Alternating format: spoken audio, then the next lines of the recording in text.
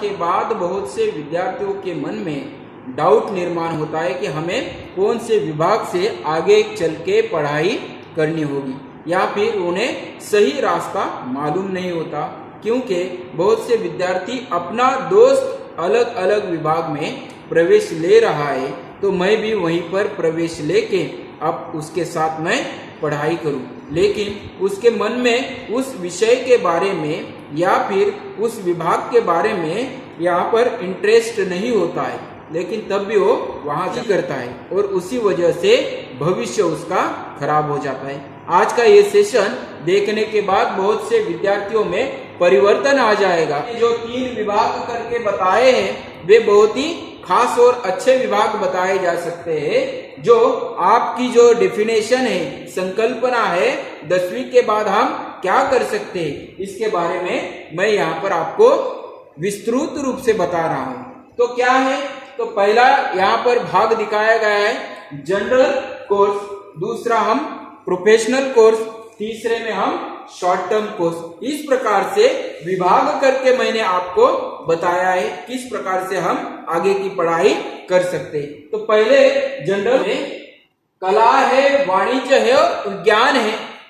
Professional course में polytechnical है, ITI है, पैरामेडिकल कोर्स है। पैरामेडिकल कोर्स में 2 प्रकार है।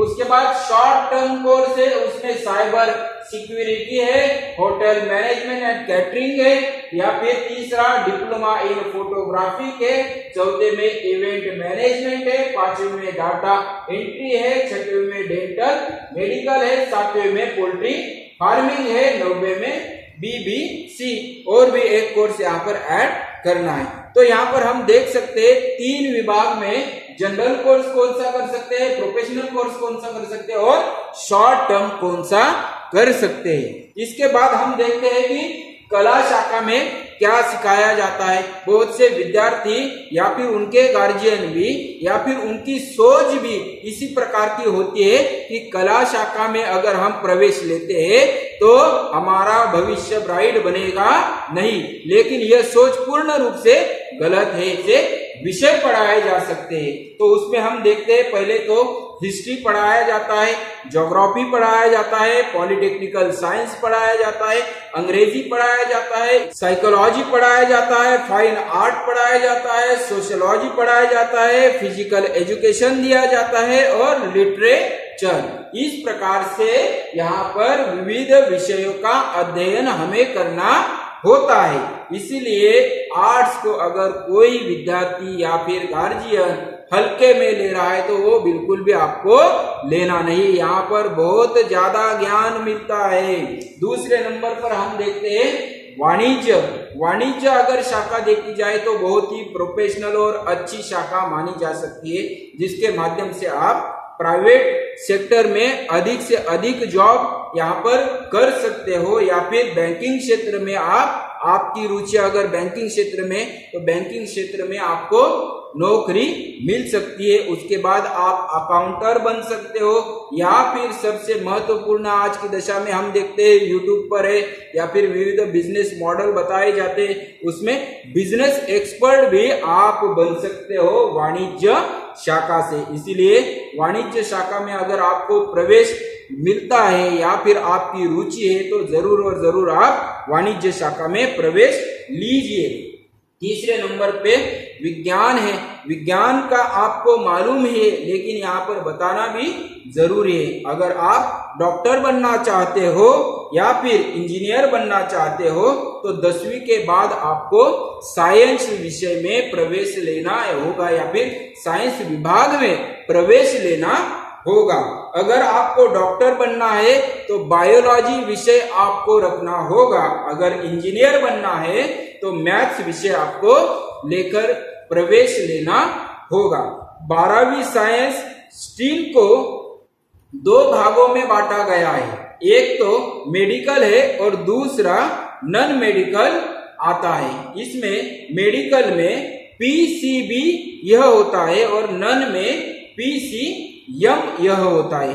नॉन मेडिकल में फिजिक्स केमिस्ट्री के साथ मैथ्स यह विषय होता है और मेडिकल में फिजिक्स केमिस्ट्री और बायो बायोलॉजी यह सब्जेक्ट यहाँ पर होता है। इसीलिए आपको अगर 12वीं साइंस के बाद आप पढ़ाई करनी है तो दो यहाँ पर स्ट्रीम बताई गई है। ये आप चाहे तो बायोलॉजी और मैथ्स दोनों भी लेके आप अध्ययन कर सकते हो। साइंस स्ट्रीम में आपके सब्जेक्ट कौन कौन से होंगे इसके बारे में भी संपूर्ण रूप से आपको जानकारी होनी जरूरी है। साइंस स्ट्रीम में आपको सब्जेक्ट कौन कौन से पढ़ाए जाते हैं। साइंस स्ट्रीम में आपको पहला सब्जेक्ट फिजिक्स पढ़ाया जाता है, दूसरा केमिकल है, तीसरा बायोलॉजी है, चौथा मैथ्स है और पांचवा अंग्रेजी होता है। इसके साथ साथ आपको एक सब्जेक्ट ऑप्शनल भी रखा जाता है जिसमें हिंदी या फिर उर्दू होता है। यहाँ पर अलग अलग राज्यों के माध्यम से अलग अलग विषय यहाँ पर ऑप्शनल के रूप में चुन सकते हो।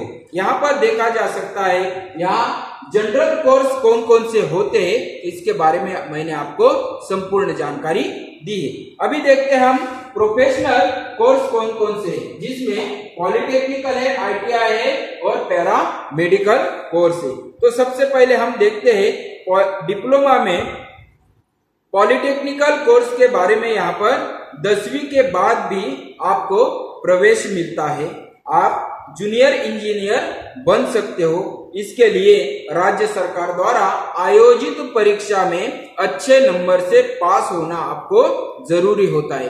अगर पास होते हो लेकिन अच्छे नंबर नहीं मिल पाते तो भी आपको डरना बिल्कुल भी नहीं है। आपको प्राइवेट कॉलेज में यह डिप्लोमा करने के लिए प्रवेश लेना होगा। सिर्फ यहाँ पर एक दिक्कत होगी कि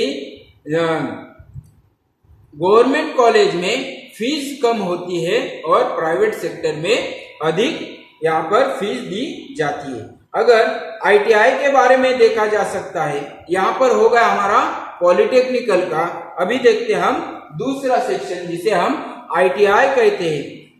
ITI का full form industrial training institute बताया जा सकता है। यह 1 से लेके 2 साल का होता है।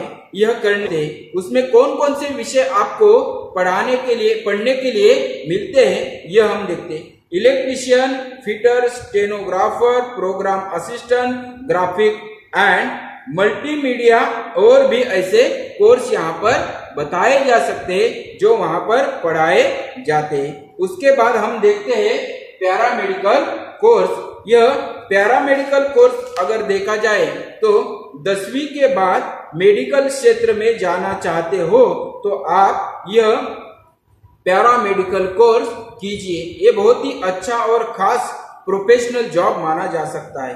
यह 2 प्रकार का होता है। एक तो सर्टिफिकेट कोर्स जो 3 महीने से लेके 1 साल तक का यह कोर्स होता है। दूसरा है डिप्लोमा कोर्स। यह 1 साल से लेके 2 साल तक का बताया जा सकता है। अगर ये कोर्स करते हो तो आप क्या कर सकते हो या फिर क्या बन सकते हो। तो MRI टेक्नीशियन आप बन सकते हो, एक्सरे टेक्नीशियन बन सकते हो या फिर नर्सिंग असिस्टेंट बन सकते हो। इस प्रकार से यहाँ पर यह पैरा मेडिकल कोर्स करने के बाद आपको कौन सा जॉब उपलब्ध हो सकता है इसके बारे में आपको पता चला होगा। उसके बाद शॉर्ट टर्म कोर्स जो होते हैं वे बहुत ही महत्वपूर्ण शॉर्ट टर्म के होते हैं, कम समय में अधिक मार्जिन देने वाले कोर्स कौन से हैं। तो साइबर सिक्योरिटी, यहाँ पर देखा जा सकता है कि 10वीं के बाद कोई प्रोफेशनल कोर्स करना चाहते हो तो आपको शॉर्ट टर्म कोर्स करना जरूरी है, जिसे करने के बाद या फिर जिसे करने के लिए 6 महीने से लेके 2 साल ही लगते हैं, लेकिन यह करने के बाद आपको तुरंत जॉब उपलब्ध हो सकता है। इसमें आप कौन कौन से विषय पढ़ सकते हो। तो पहले है security, cyber security, hotel management and catering, diploma in photograph तथा इवेंट मैनेजमेंट तथा data entry, dental mechanic, poultry farming और ब्यूटी कल्चर कोर्स। यह आप यहाँ पर शॉर्ट टर्म कोर्स में कर सकते हो। यह पूर्ण रूप से अगर देखा जाए तो 10वीं के बाद यह सारांश के रूप में आपको बताया गया है कि जनरल कोर्स हम कौन से कर सकते, प्रोफेशनल कोर्स हम कौन से कर सकते और शॉर्ट टर्म हम कौन से कर सकते हैं। इसीलिए यह वीडियो देखने के बाद आपके मन की संकल्पना संपूर्ण रूप से स्पष्ट रूप से पारदर्शक हुई होगी, जिससे आपको पता चलेगा भविष्य में चल के आपको कौन सा कदम उठाना है या फिर कौन से विभाग में हमें प्रवेश लेना है। इसीलिए आज के बाद कोई भी कदम उठाओगे तो पूर्ण रूप से विचार करके उठाना है, क्योंकि आपको कौन सा कदम उठाना है इसके बारे में संपूर्ण ज्ञान मिला है। किसी विद्यार्थी के ऊपर, किसी मित्र के ऊपर या फिर अपने गार्जियन के ऊपर निर्भर रहना बिल्कुल भी नहीं है। आपकी सोच आपका मार्गदर्शक बनेगा, यह बात ध्यान में रखो। और अच्छे से अच्छे गुण 10वीं में प्राप्त किए होगे तो यह कोर्स करने की कोशिश कर लो, ठीक है। अगर ये वीडियो आपको अच्छा लगा होगा तो लाइक, शेयर और सब्सक्राइब भी कीजिए।